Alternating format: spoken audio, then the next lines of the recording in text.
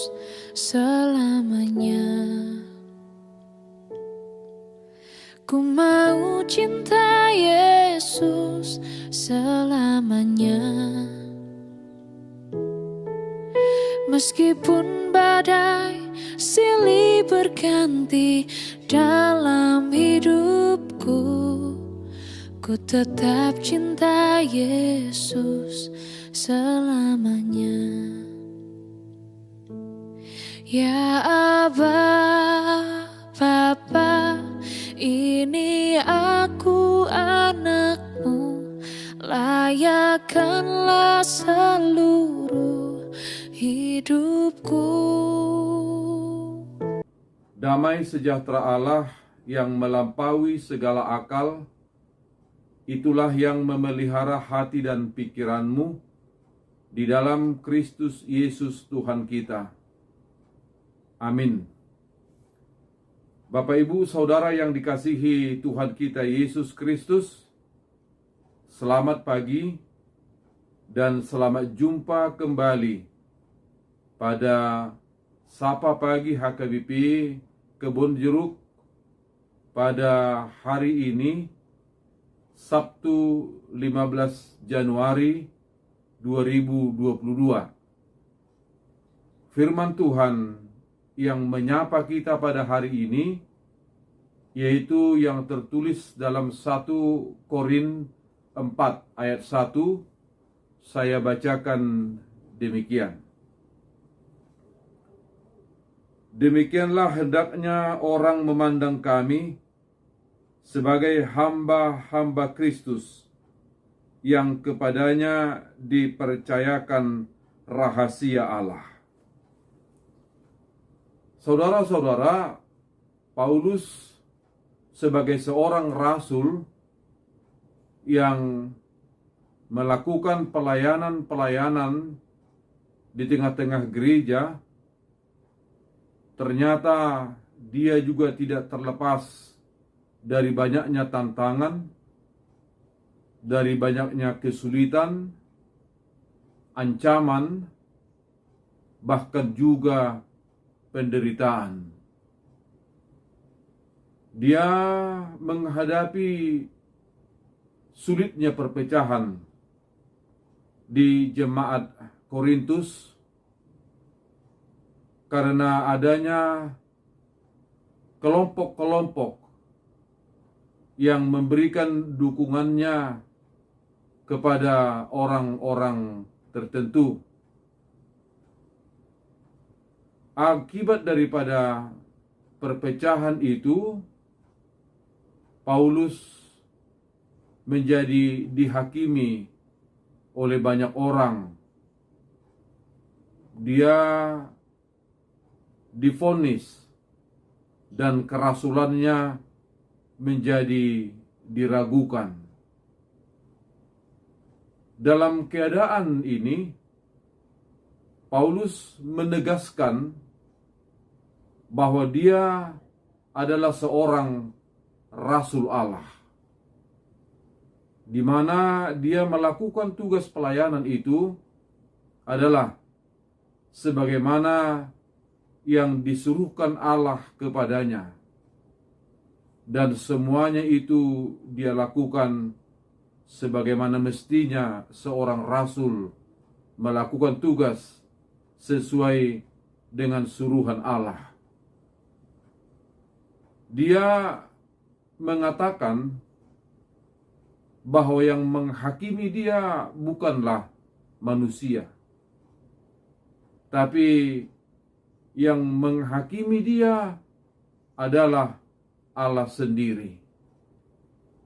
Artinya dia mau mengingatkan jemaat Korintus, sekalipun dia dipilih oleh jemaat, tapi jemaat tidak berhak untuk menghakimi dia, untuk memvonis dia dalam tugas-tugas pelayanan yang dia lakukan.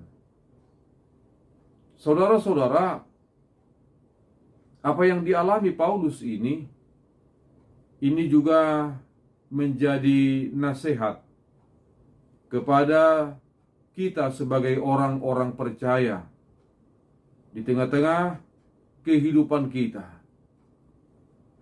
supaya dalam komunitas kita sebagai orang percaya, terlebih di tengah-tengah gereja, kita supaya menghindarkan sikap favoritisme dalam segala persekutuan kita, karena sikap favoritisme itu menimbulkan perpecahan, menimbulkan perselisihan, dan menimbulkan kegaduhan. Kita juga diingatkan saudara-saudara, supaya kita jangan terlalu gampang untuk menghakimi orang lain, sekali apapun yang menjadi kelemahan dan menjadi kekurangannya. Karena kita harus mengingat dan menyadari bahwa penghakiman itu sesungguhnya adalah milik Allah atau adalah hak Allah. Manusia sama sekali tidak berhak untuk menghakimi siapapun, sekalipun orang tersebut mempunyai kelemahan, mempunyai kekurangan, dan mungkin juga mempunyai kesalahan.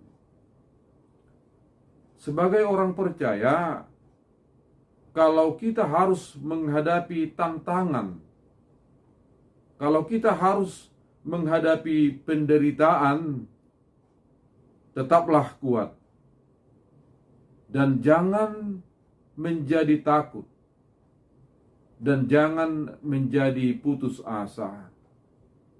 Karena terkadang memang kita tidak bisa menghindarkan datangnya tantangan, kesulitan, dan ancaman kalau kita dalam kehidupan kita melakukan yang sesuai dengan kehendak Allah.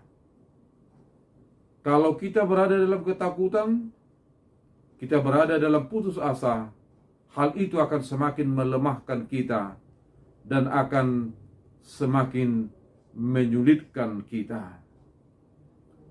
Marilah kita menghidupi iman percaya kita.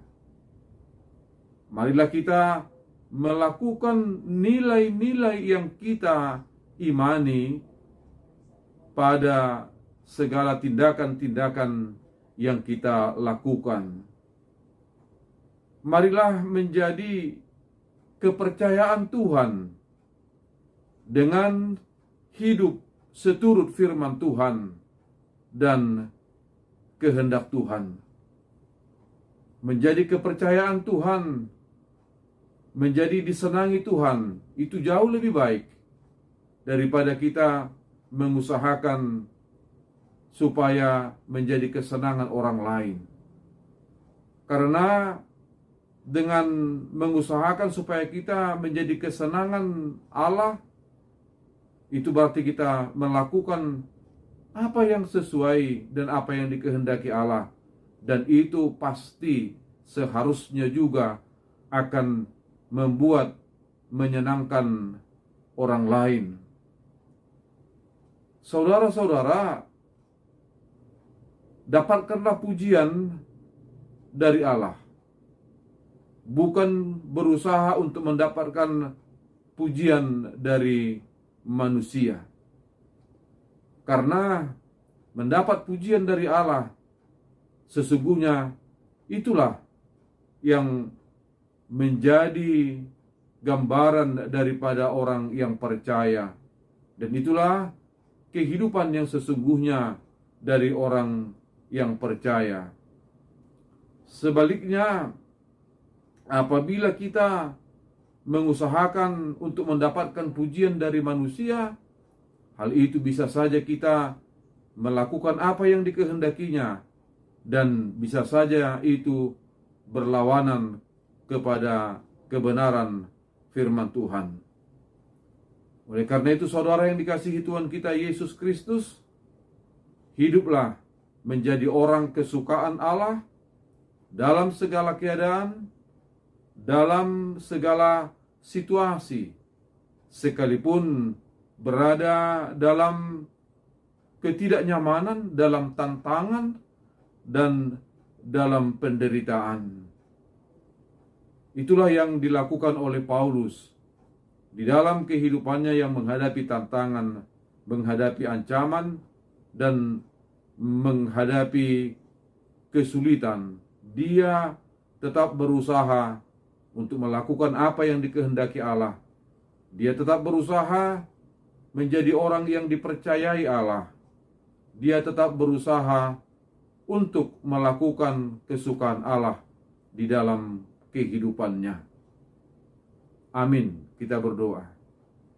Tuhan Allah Bapa di sorga, terima kasih untuk firman-Mu yang mengingatkan kami supaya kami benar-benar hidup menjadi saksi-Mu dan melakukan nilai-nilai kebenaran firman-Mu di dalam kehidupan kami tanpa takut dan tanpa putus asa.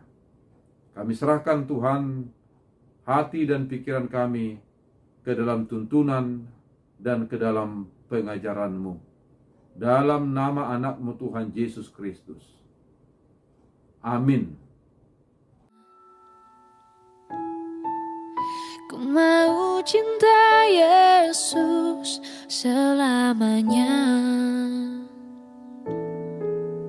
meskipun badai silih berganti dalam hidupku, ku tetap cinta Yesus selamanya.